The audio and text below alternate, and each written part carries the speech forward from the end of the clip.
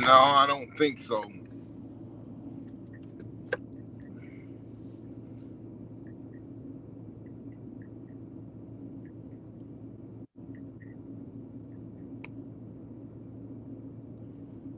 Good evening, ladies and gentlemen. Welcome to the Rates and Lanes podcast. I am going to checking to make sure we got all of our streams open and going. So if you guys would bear with me for just 1 second.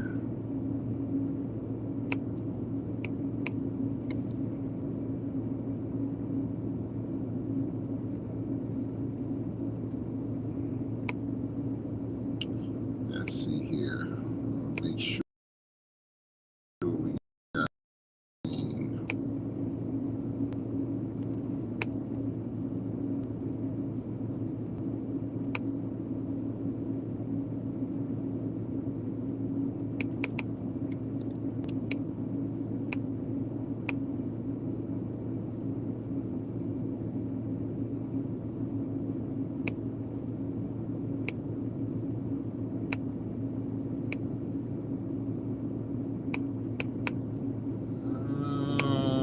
Technical glitch there. I apologize, ladies and gentlemen. Let me see here. Let me go grab.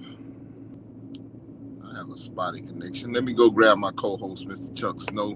Good evening, Chuck.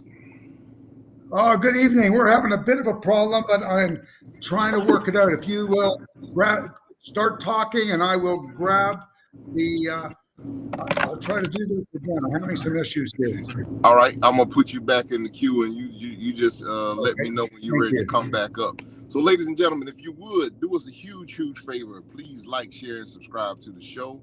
If you find anything helpful or useful that we are going to talk about tonight, we would greatly appreciate your support in doing so. I'm going to start off this week. We're going to go ahead and review the national rates for dry vans, reefers, and on the dry van, reefers, and flatbeds. I'm going to go ahead and all my stuff is glitching tonight. So for this week, we have for dry vans, we're showing an average spot market rate checking in at $1.57 per mile. That is a 1 cent increase from this time last week. The contracted rate is coming in at $2.01. That is also a rate decrease of 1 cent. And we're showing that the fuel surcharge is holding steady at 39 cents per mile. Jumping over into the flatbed portion of the spot market report, we are showing that the flatbed spot market rate has remained unchanged at $2.11 per mile, showing that the average contracted rate has increased by 16 cents per mile, which is good, showing an average rate of $2.82 per mile. And we're showing that the average fuel surcharge at flatbeds is coming in at 47 cents per mile.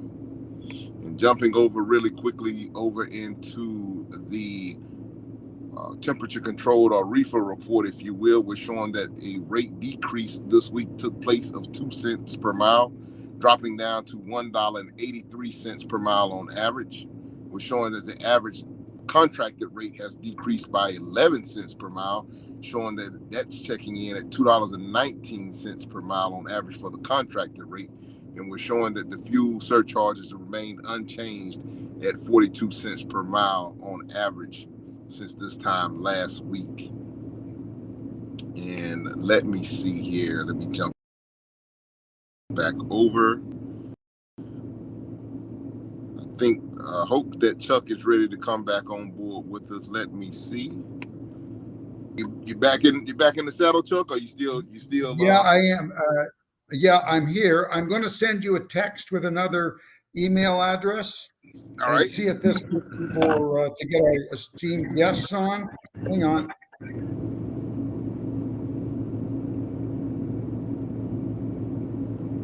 I'm having a hard time. There it is. Okay. I'm going to send you a text. Ladies and gentlemen, I'm sorry for being flustered, but I got a bit of an issue. Okay, let's try this again. Hang on, and I'm coming on. All right, I got the I got the email. Well, Okay, I got try the that again. I got the Good I got the evening. I got the text message. So yeah, I'll try to email our guest and you. Oh, I think he heard it somehow, so that's a good sign. Actually, Chuck, that's the same exact email that we already emailed to. Are you sure? Because the one he sent me earlier. Hang on. Yep, exact email. No, you're right. Well, let's see if we can get him on, because we have a great guest tonight, ladies and gentlemen. We may have to get him. I wonder if there's a way I can do it with my phone and get him on the line. He's in the comments. Okay, the Boston Truckers, at least in the comments. Mike, look at your computer and see if you get the link. Rico, we look like twins tonight. You say he's in the comments? Well, he's in the comments. All right. I see him in the comments there. Let's see here. Let's see if I can do it this way. Well, Rico's better with technology than I am, even though we look the same. He's the tech guy.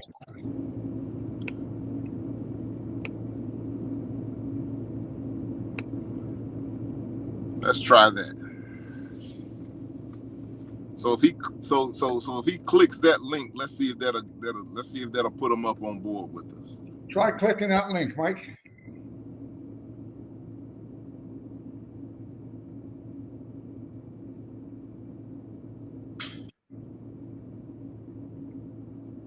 As they say, as my grandmother and grandfather always said, son, is always more than one way to skin a cat.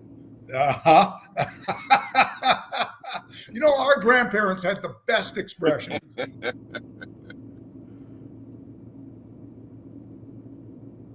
That doesn't work either. That is funny. That is weird. Mike, I'm going to send you Rico's phone number. If you want to text him another email address, maybe your wife's computer or something. I'm going to share Rico's phone number with you. Let's see. I'm gonna try and email him again, but I'll try to email him directly. But Chuck, give us a little bit of update. What's been going on with you this week? I heard you had quite the adventure from what you told me earlier in the week. Oh my gosh, yes, ladies and gentlemen, I had the greatest adventure imaginable. I left on Thursday. I left just outside Toronto, Canada. I left and went down to Pennsylvania, to Pittsburgh on Friday morning, and I looked at a W model map.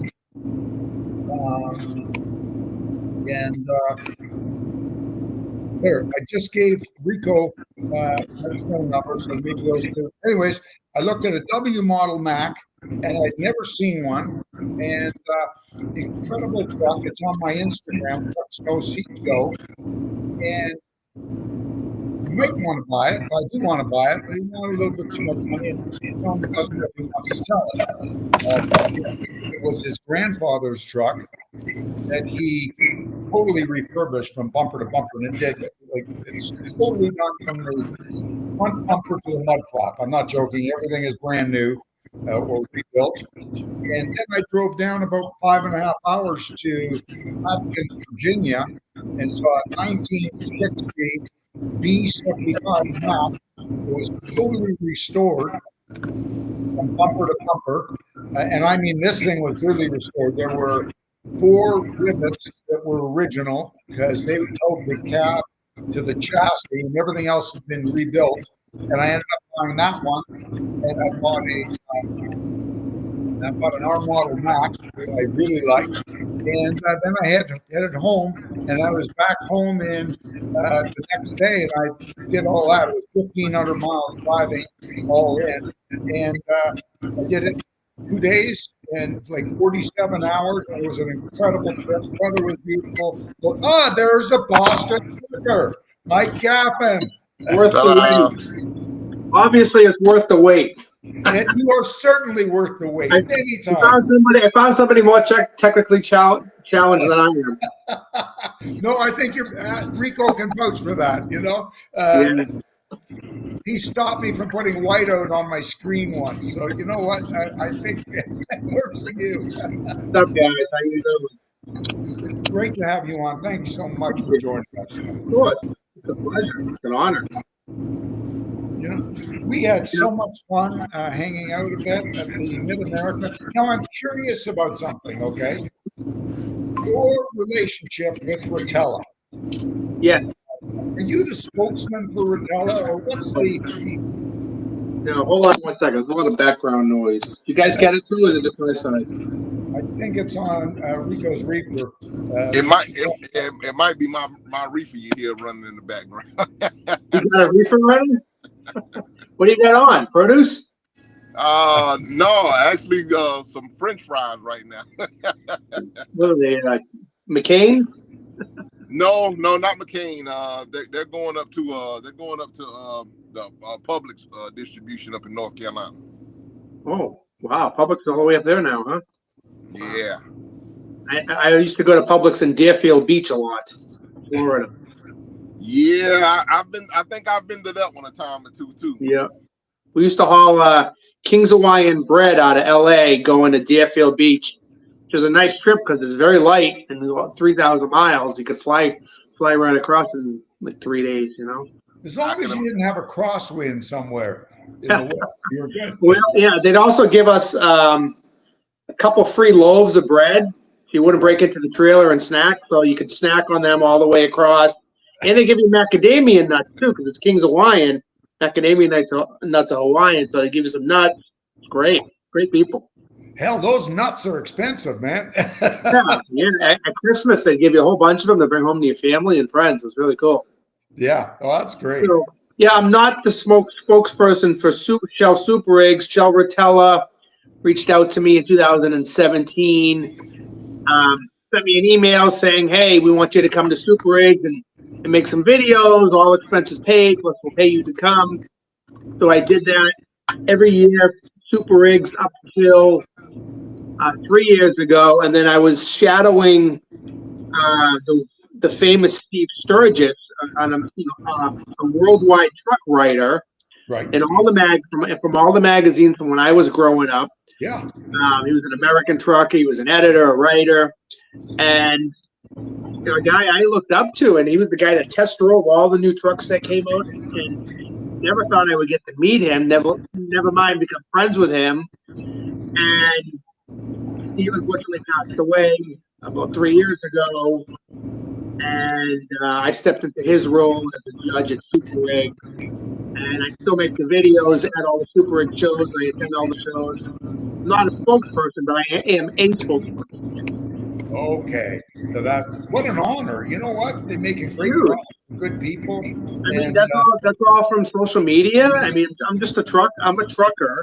That's all. People go, oh yeah, you're gonna start driving trucks one day and just do social media. No, because I'm a trucker. I'm a worker. It's also where I get my content from. Right. Well, you see so much stuff on the road. Yeah, and I still enjoy driving every day. So Rico, you're a driver? Yeah. Chief Cook and bottle washer. Are you coming to Super Rigs down in Atlanta this year? Oh yeah, I'll be a judge there. You? Yeah, I'm planning on trying to make it down there. I've been trying to see if I can talk Chuck into coming down. What date is that?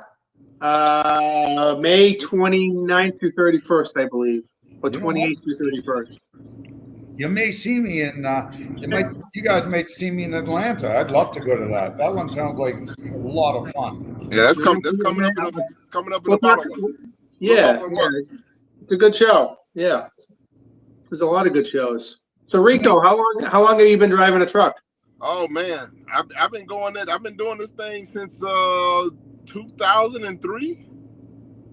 Wow, it's a long time. Yeah, I've been doing it for a little while. Yeah, you getting the hang of it? Just a little bit. I think I might I think I got a clue as to what's going You on. might, you might have a career in it, huh? That's cool. But you know what they say is, as soon as you think you got it figured out, that's when you figure out you don't know a damn thing anyway. You know, it's true. You know what? You never get too competent or too confident. You know, always. That's when you make mistakes. That's right. There's something. There's a guy by the name. He's passed now. Zig Ziglar. Have you ever heard? Oh of yeah. him? No. So Zig Ziglar did this thing, and it was on competence. And there's different levels of competence. And sometimes when you get, there was incompetent, unconscious, competent, and there was incompetent, competent, conscious competent, and unconscious competence. And when you got unconscious, you couldn't make a mistake. It was all automatic pilot. You didn't even do it twice, but you were more prone to make a mistake than somebody that was competent. You know, they were just glad to do it, and they didn't do it on autopilot. As long as you're doing things on autopilot, you can make a mistake. And sometimes you feel that way. Like if you're on the telephone, like you have your Bluetooth, you're driving your truck, and you're getting out doing things, and it's like you're on autopilot. Like your brain knows what to do, but are you really focused in on what are you doing in the moment, or you focused in on talking to somebody? Then you've done so many things. You've been on the phone for an hour, and you go, "Okay, where am I? How did I get here?" It's crazy. Yeah. And you know what, Mike? I think that's why we're seeing. That's one of the many reasons, and I want to get your input.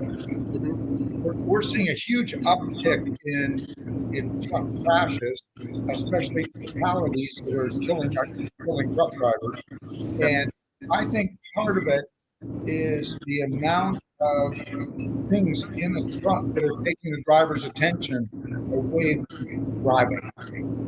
Too many things are stimulating drivers now. When it used to be, you listen to the engine of the truck, you had an AM/FM stereo, and you didn't have a Bluetooth in your ear, and you were in the game. You're in the game, and now the game is the sidebar, and you're too busy listening to your podcast or on the phone or doing FaceTime or watching a movie while they're going down the road, and they're not in the game. You know? Yeah, it's killing people. The amount of people that you see going down the road with multiple screens. I mean, it's one thing to have the ELD, the screen, your ELD screen, but right. I've actually seen drivers going down the road that have like 2 or 3 tablets kind of pasted across the top of the windshield, and all of them have something going on them, and 2 or 3 right. tablets, a telephone. I'm like, what in the world? So, Chuck, how did you drive without a tablets across your? Buddy, I got a CB radio, and I splurged when I bought an 8-track. Okay, because we'd be driving in the middle of the night, and you would catch stations, and then you go 20 miles. You're listening to a great program. You're listening to Dave Nemo. Just started around the same time I did, and then boom, you get into a dead zone. So I went to a place called Months, I think, and I bought an 8-track, and then I got a CB radio, and that's all you had. You had nothing else to keep you company. And CB radios are great, and if you're running with some guys, you could talk all night. But quite often, somebody had to pull off, or they were coming the other way. You asked them to look over the shoulder, whatever. But I don't think CB radios are coming back. It would be a good idea if they would, but I don't think they're going to come back. Remember what your first 8 tracks were that you bought? What type? No, I don't. There's somebody. The Lead Pedal podcast, Bruce said Paul Harvey was his favorite for night driving. I agree. He was the best. I don't know if you guys. The rest of the story. Yep. Yeah. This is Paul Harvey. That's the rest of the story. Which is funny you said that, because on TikTok yesterday, Paul Harvey sound bites are coming up, and I saved one where he says the rest of the story for a future video. That's interesting. He just said that. Pretty cool. Did you have a CB handle, or were you Chuck Snow CEO right from the start? Yeah, I had a CB handle. I wouldn't dare use it today because I might get killed with today's thing, but my CB handle was the Wandering Jew. Oh, really? Yes. I thought you were going to say panty snatcher, but okay. Yeah, you know what? I wouldn't dare do that today with the the stuff going on out Oh there. my God, are you kidding me? No, I'd get run off the road by somebody. It's a different world out there.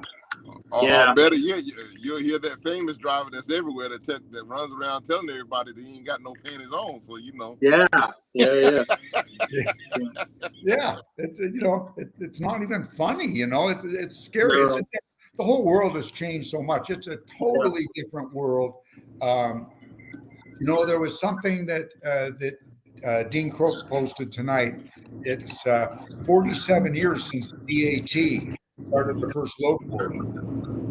wow. Yeah, and so much has changed since then. And that was in the truck stop. If you guys, I don't know if you guys are old enough to remember. Oh yeah. Stop and the TVs there and the load boards, Oh yeah. Oh yeah. Old dial H. I saw Dean's post. I was really interested. Some great photos.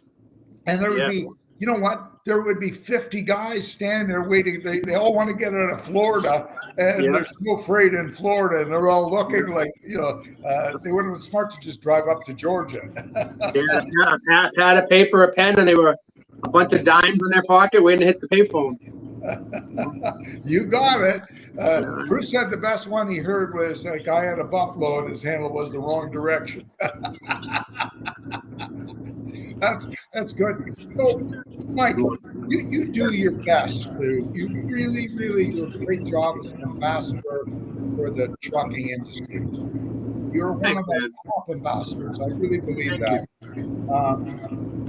What's your take on stuff? Is it because drivers are so badly treated right now and with everything, they're mistreated by shippers, they're mistreated by receivers.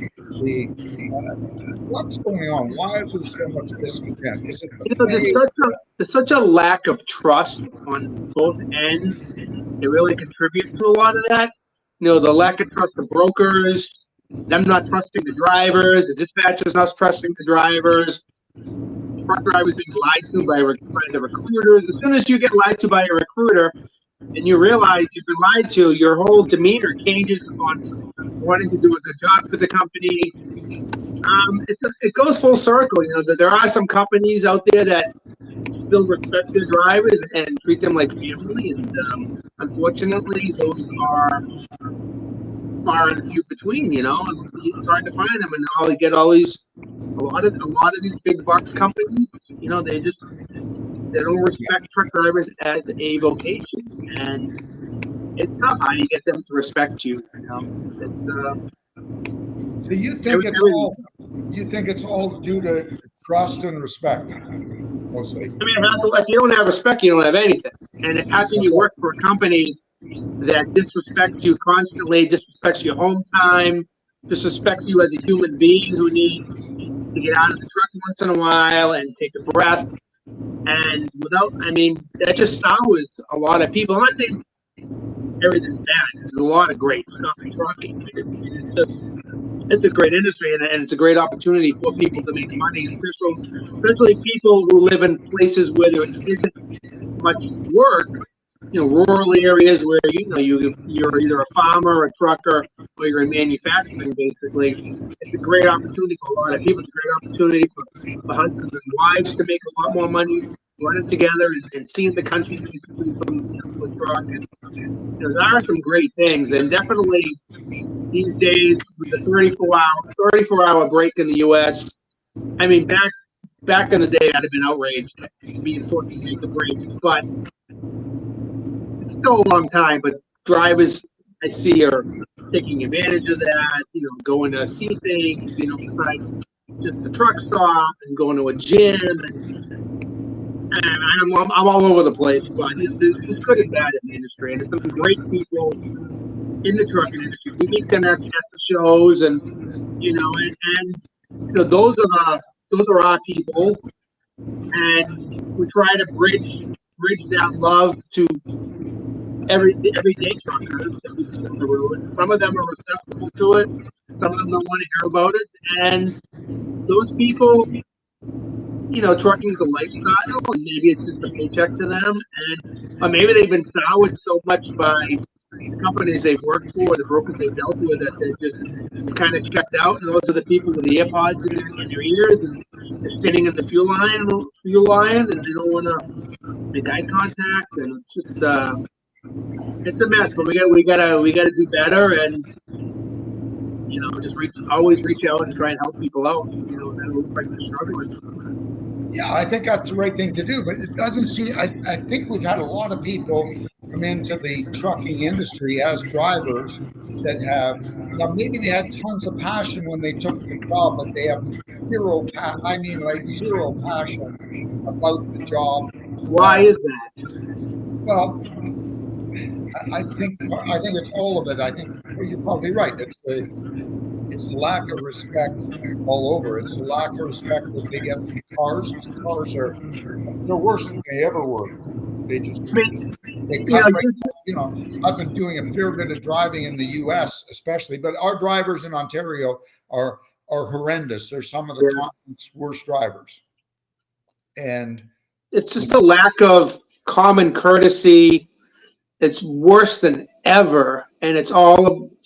I hate saying self-entitlement because it's an overused statement now, but the whole fuel island situation. I mean, I'm not over the road anymore, so I shouldn't even speak on it. But I see what's going on. I still truck, but the lack of common courtesy, the lack of pulling forward for somebody, the guys who are finishing their brakes on the island, on the fuel island, and small things like that, sour people, and just make people into miserable people. And I don't know how they can do it better. I wish they'd go back to the old rules where you let an adult be an adult and drive, do a 10 and 8 and let them drive and sleep when they want to sleep, and let them sleep. I mean, I can't sleep in the daytime. I'd been in a world of trouble if I was trucking right now with those rules. I want to sleep when I'm tired. Well, and you know what? Even if you can sleep, even if you do sleep during the day, damn well it's not a great sleep ever.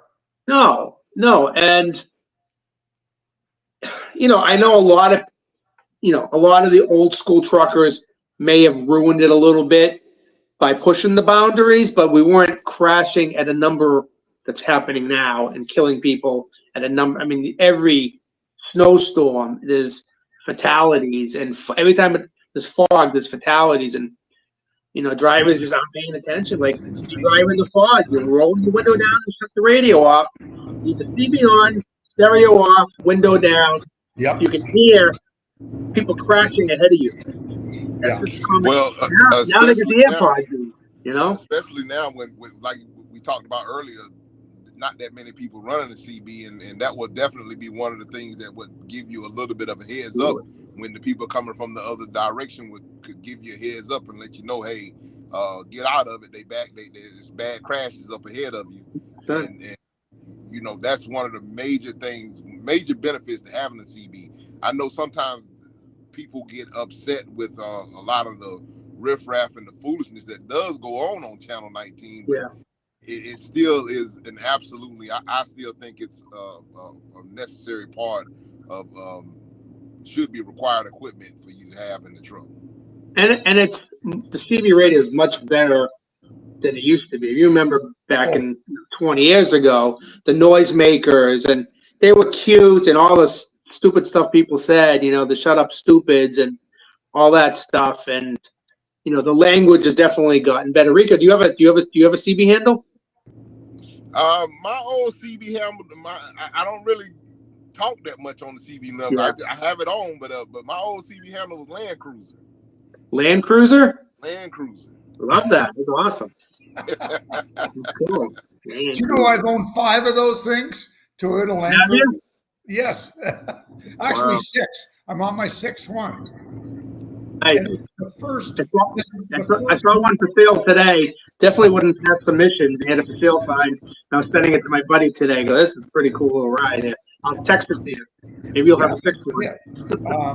Yeah, the old ones rusted out. I had 4 of them that were diesels. One was a gas job, and I just got one, and it's I'm not ashamed to say it, it's my first brand new personal vehicle in 39 years, because I always bought used. Nothing wrong with that. But I save a lot of money. But Yeah. I really wanted a Land Cruiser, and there's no used ones around that aren't ancient. And Okay. my son had ordered it, and then said to me, I don't really want it. And I said, you know what, I'll take it gladly. Great.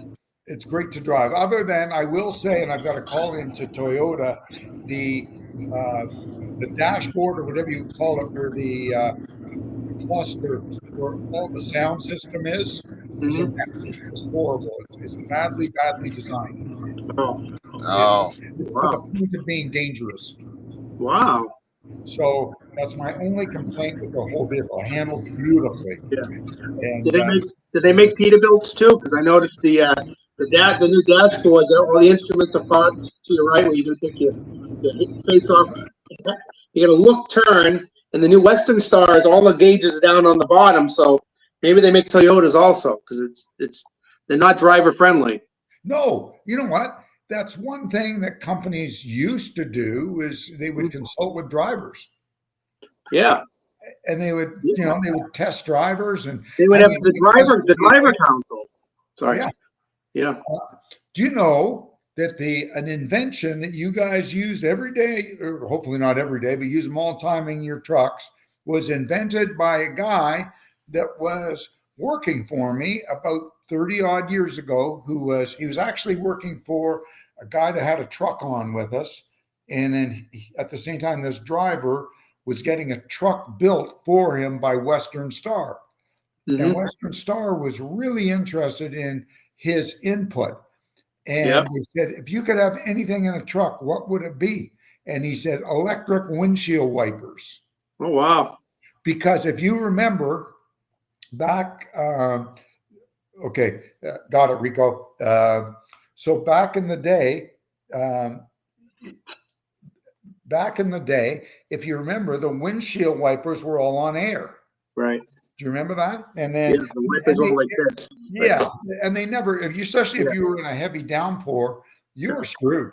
And Western Star, about, I'm going to guess it's over 40 years ago, built him a truck with electric windshield wipers, and everybody's been using them ever since.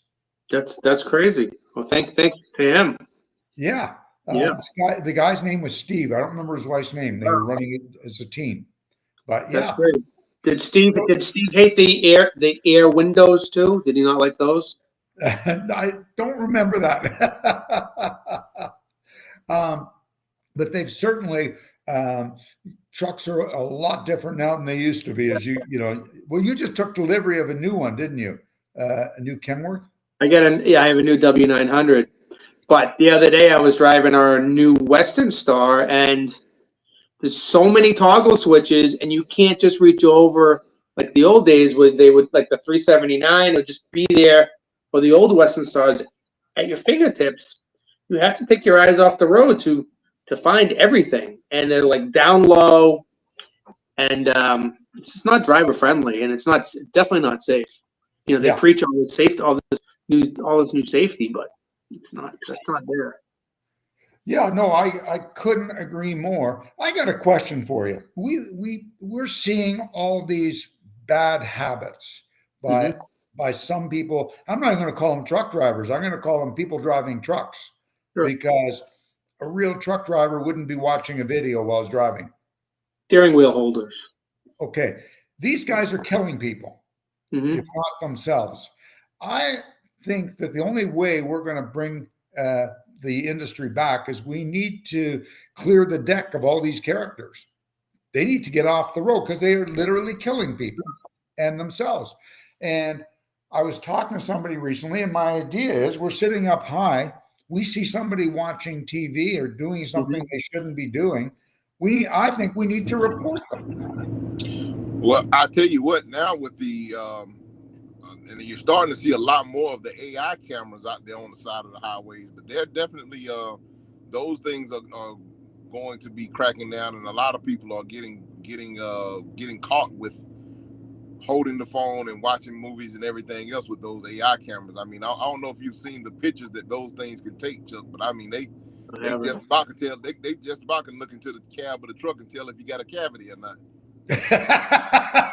Cheaper than going to the dentist. Yeah. Yeah, reporting. I mean, reporting. So you're reporting truckers to their companies or to the law enforcement? Which one are you saying? Either one. You know what? I think any company in their right mind would not want a guy watching TV or watching a video while he's driving their truck. That's the trick right there, because you would think that, but a lot of these companies just want somebody in that seat moving the freight. And they're I remember one time in my career, I called the company on a guy with East-West Trucking out of California. Right. And literally ran me off the road. And I was shaking so bad. This is like in the 90s. Right. I called the company, and they could care less, and it soured me on that forever. They were just so just like, yeah, whatever.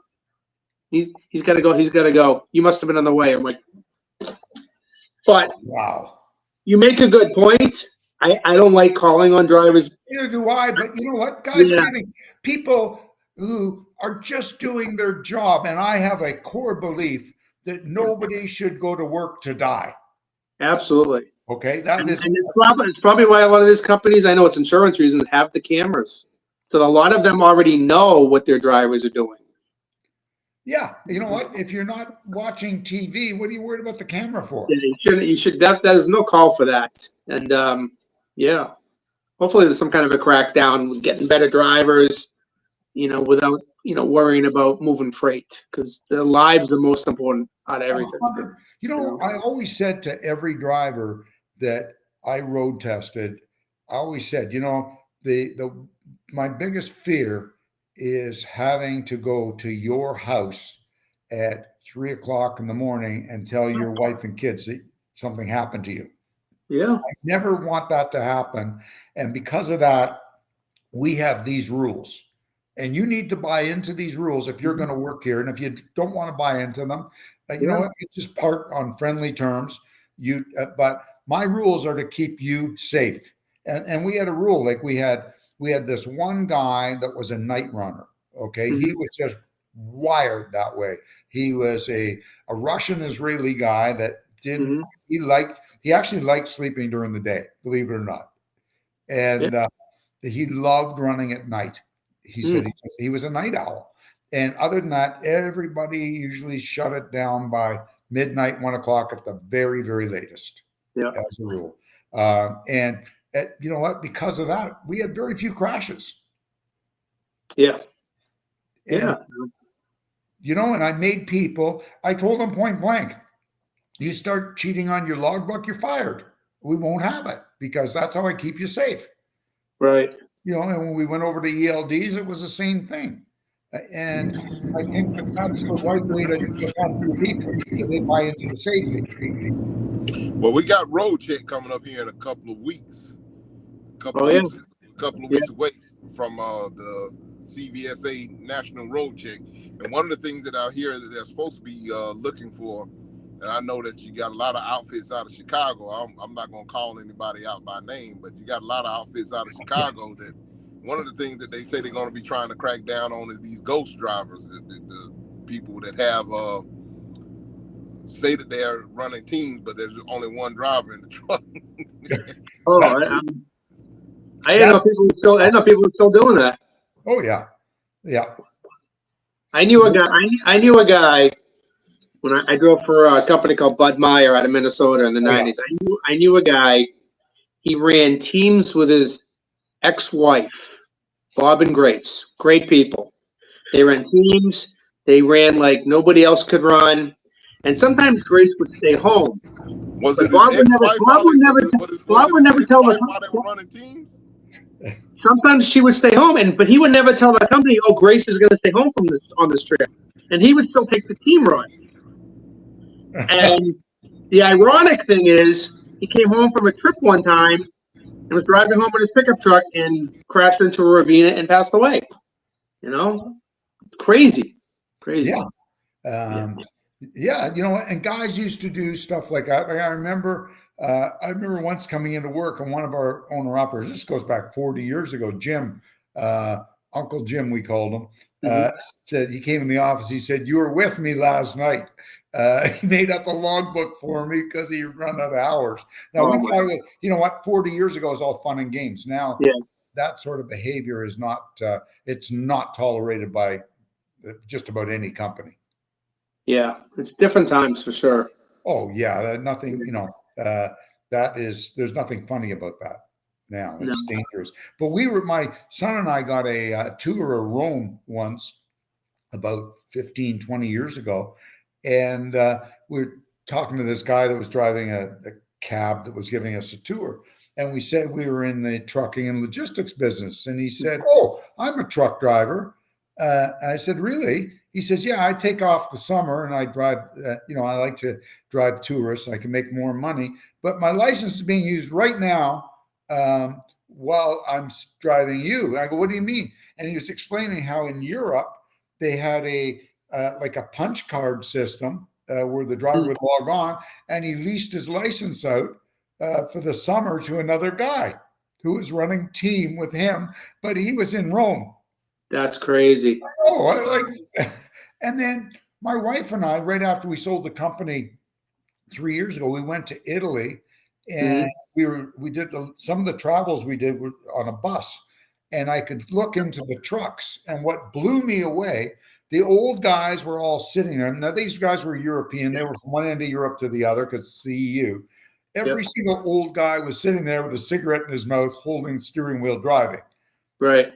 The vast majority of young guys all watching videos. Yeah. And I said to my wife, I said, "You know what? I don't want to rent a car here ever again." No.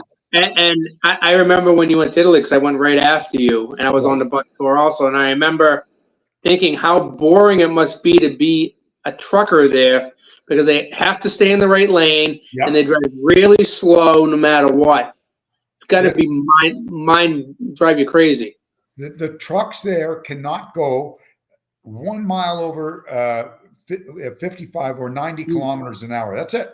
Unreal. That's all they go. Yeah. And they have weird laws, like in Portugal, for example, they can't run on Sunday. Oh, yeah? Yeah. So the trucks stop and the guys have a party. Yeah, that's cool. A little barbecue back. Yeah, and you know what? Sometimes if their families aren't far away, the family will come out and have a picnic with the old man. Great. They're Europeans. They do things differently. Yeah. Nothing wrong with that. If there was one thing you could do to improve the trucking industry so it's a better place to live in, what would it be? Ooh, good question. By the way, I'm going to change subject for a second. You were advertising me coming on, and you said the very entertaining Mike Gaffin, and my wife and daughter, they heard that. They go, "Who's he talking about? You, Dad?" I'm like, I don't know. Don't listen to him. I got to tell you, last weekend, I went down to Virginia and back by myself, and I thought, you know what? My wife is wrong. I'm great company. I was by myself. Don't listen to him, Mike. Yeah. I'm like, he's putting a lot of pressure on me to be entertaining. Am I funny like a clown?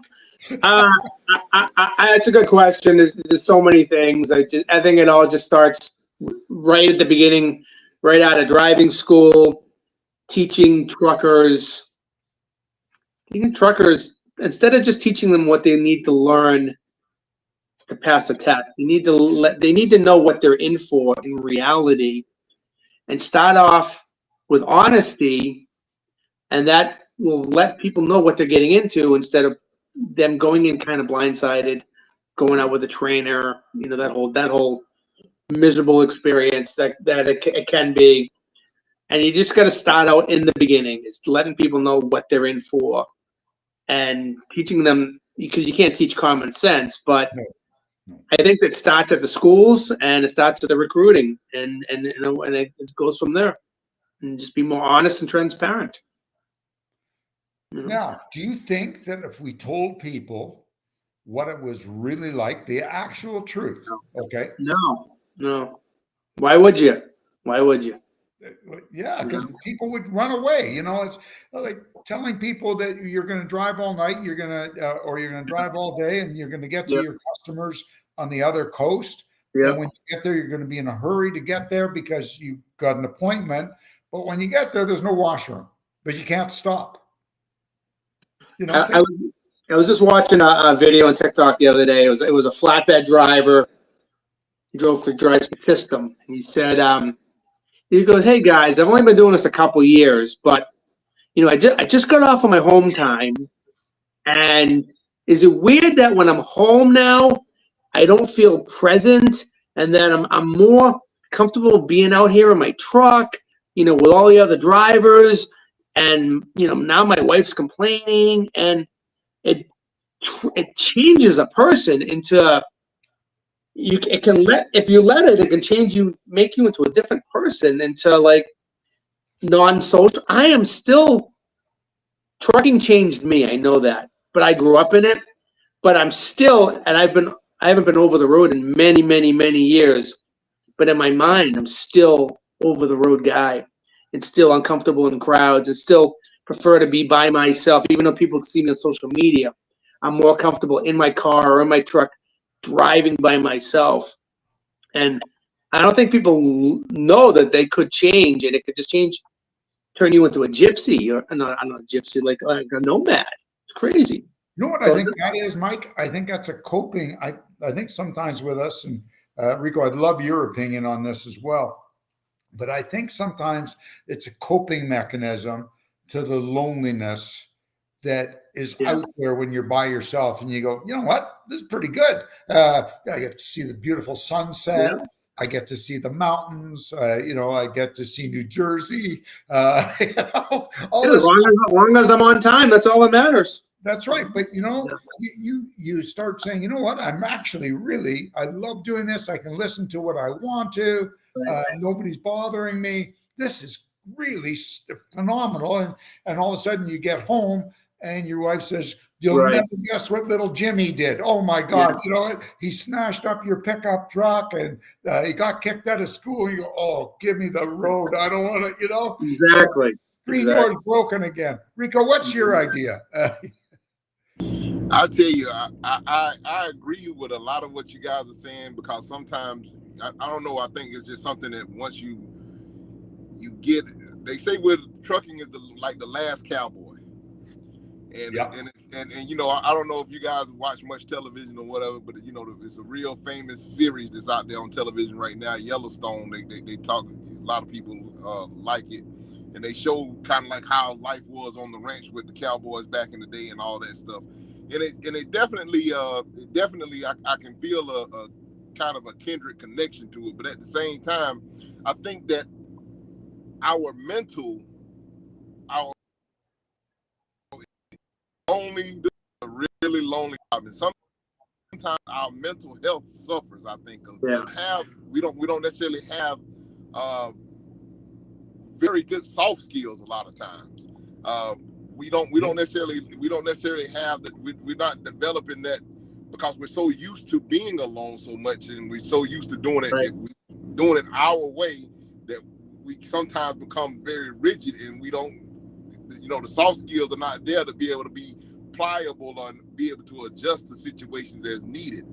Some of us are probably a little bit more evolved than others, but a lot of us, I tell you, boys, a lot of us, we're so rigid, and we're so set in our ways that where anything else, and so sometimes that's a good thing. If a job like this is a good thing for a person that doesn't really require or doesn't want to work in a group environment with a lot of people, but at the same time, it can be, like I said, it can be a little bit of an Achilles heel, and a lot of times, if you don't have very good emotional intelligence, I'm going to say, I'm going to use that word, it can suffer, and it can spill over into other areas of your life and suffer. You can suffer from a lot of different things, to where you probably might need to have someone to talk to every now and again, because you're just riding around in the truck talking to yourself.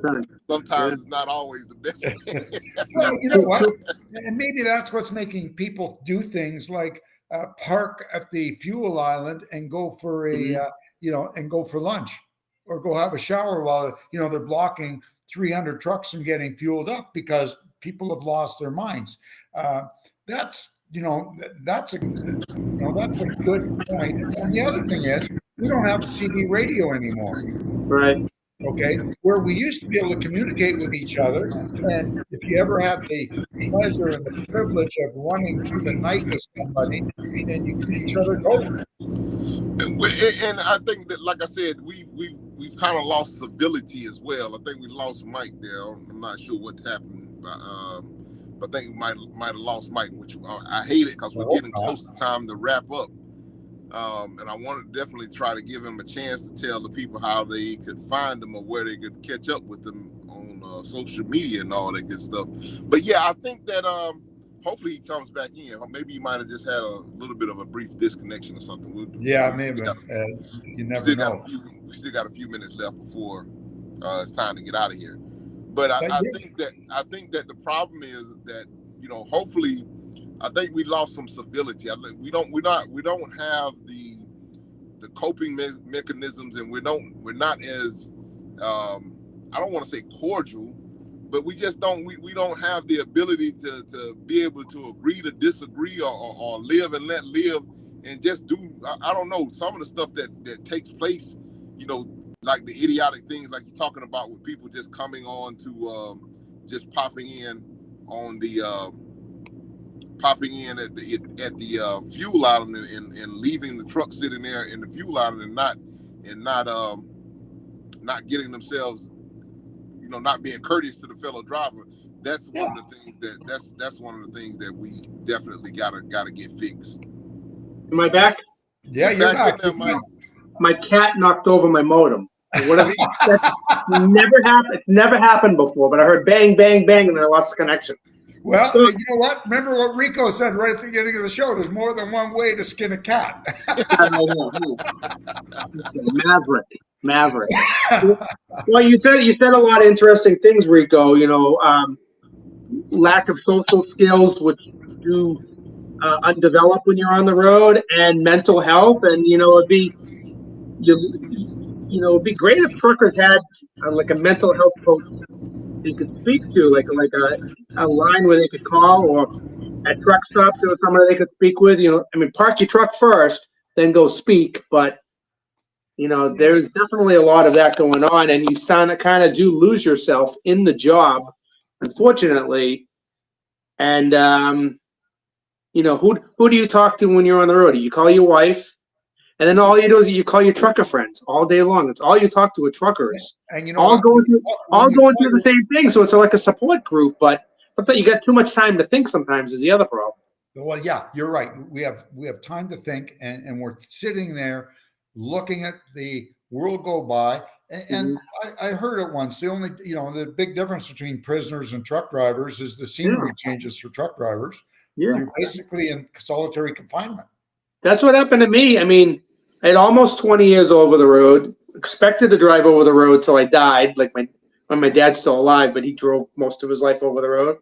And then one day, doing a run from Seattle to Florida, 3-day run back in the 90s or early 2000s, and seeing all these families driving by and thinking, man, maybe there is something else to this. And that's when I remember that day. It was a holiday weekend going to Wyoming, going, I got to knock down 1,000 miles today, going, man, maybe there's something else. And then that started the wheels turning slowly in my mind to making a change. Took a few more years, but a lot of time to think.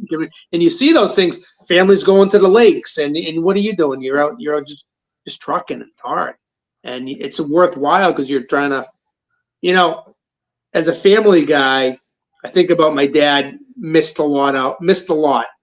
And I got off the road right when we got pregnant with our first kid because I didn't want to repeat that. And I tell some of my friends who are having kids and they're still driving over the road, and they ask me, "You think I should get off the road? I'm making really good money." And I always think back to going, you know what? Your kids don't care how much money you make. They care about how much time they spend with you at home and what you're missing. So that's people should think about that. You can always make money. You can always make money. Yep, 100%. And you know what? I don't think in most cases you make that much more over the road than you do with a good job running local. The overhead, I mean, you're feeding yourself every day. I mean, some guys are really good and frugal and bring the food from home. But if you're spending $200-300 a week to survive on the road, it's coming right off the top. If you're a company guy, it's a lot of money. Yeah. Well, Mike, I was looking. We kind of pushing up close to the time to wrap up. I wanted to give you an opportunity to tell people how they can find you, where they might be able to catch up with you and follow along with you in the future. Sure. Well, we're better off than on the Rachel Lane's podcast, number one. Thank you for having me, guys. I appreciate it. Thanks for joining us, man. That was great. I hope I was entertaining. You were. And we need to do this Absolutely. more often, not once a year. Appreciate it. Find me on YouTube, The Boston Trucker on YouTube, The Boston Trucker on TikTok, The Boston Trucker on Instagram, but mostly on YouTube. Thank you. I put weekly videos, and my videos are about old school trucking, and I do weekly videos while I'm working, and I do go to a lot of truck shows, and I try to interview old timers because they're the ones with the great stories, and they're not going to be with us forever. So find me at The Boston Trucker on YouTube. Thank you. Mike, I want to thank you, number one, for joining us. And number two, I want to thank you for giving so much of yourself to the trucking industry. You are amazing. And thank you. God bless. Be safe. You're giving me too much credit, Chuck, but thank you very much. I appreciate it. You earned every bit of it, my friend. I'll see you in Boston in a few weeks. Yes, I look forward to meeting up with you. Nice speaking with you, Rico. My mic was muted. I had to remember to unmute my mic, but I appreciate it, Mike. Thanks for coming on with us. I'm going to try to send you a text message here shortly in a few minutes, and I'm going to try to see if I can't get you a couple of links and stuff. Shout out. I'm going to make sure that I go over and check out your channel and subscribe as well. I appreciate it. Thank you. Thank you very much. All right, guys. Have a good night. Thanks again. Thanks. Have a good night. God bless. All right, Chuck. Let the good people know how they can catch up with you. Well, just send me an email with your phone number to chucksnow280@outlook.com. Outlook.com. And any questions you have, put your phone number on there, and I'll get back to you. So with that, Rico, I'll let you back here in the hole for another week. Well, ladies and gentlemen, we appreciate you guys for taking time out to join us. You could have been anywhere else in the world. We're sorry for the couple of little technical glitches that we had tonight. But we appreciate you staying patient with us and joining us. And as always, we want you guys to stay safe out there, stay healthy, keep it in between the mustard and the mayonnaise, and we'll talk at your same time, same place, God willing, next week. God bless you and good night. Catch on a flip.